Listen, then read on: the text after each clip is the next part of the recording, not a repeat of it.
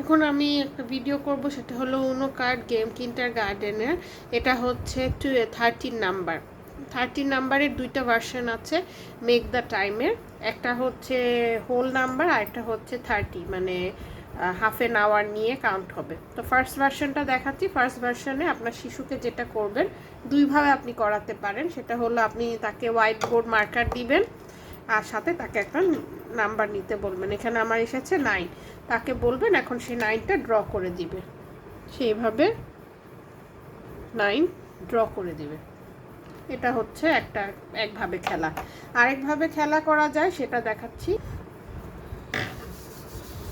আপনি যেটা করবেন সেটা হলো, আপনি সিম্পল যে কাঠি হয়, আমি হলো সিপি চিকেনের যে কাঠিগুলো হয় সে কাঠি নিয়েছি, আর সাথে নিয়েছি এরকম কাগজ নিয়ে আমি এরকম দুইটা কাঠি বানিয়ে দিয়েছি।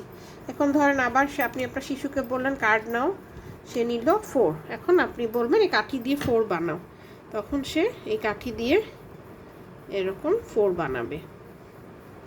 এভাবেও খেলতে পারে।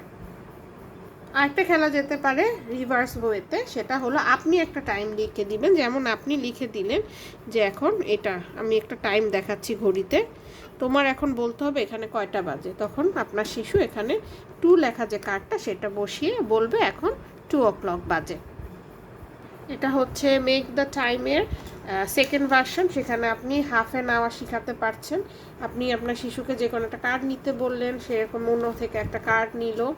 এখানে এখন কয়টা বাজে, 5:30 বাজে। তারপর সাকে বলবেন 5:30 বানাও, সে এখানে এঁকে দিল। এরকম এঁকে দিতে পারে। অথবা আপনি যেটা করতে পারেন, তাকে যে আপনি কাঠিটা বানিয়ে দিয়েছেন, কাঠি দিয়ে বলবেন যে তুমি 5:30 বানাও। 5:30 হলে 5 থেকে একটু এপাশে সরে থাকবে, আর এই যে এটা 5:30। তো এইভাবে আপনি আপনার শিশুকে নিয়ে টাইম দেখা প্র্যাকটিস করতে পারবেন, বারবার প্র্যাকটিস করতে পারবেন, এবং এটা খুবই মজার একটা খেলা হবে তার জন্য ইনশাআল্লাহ।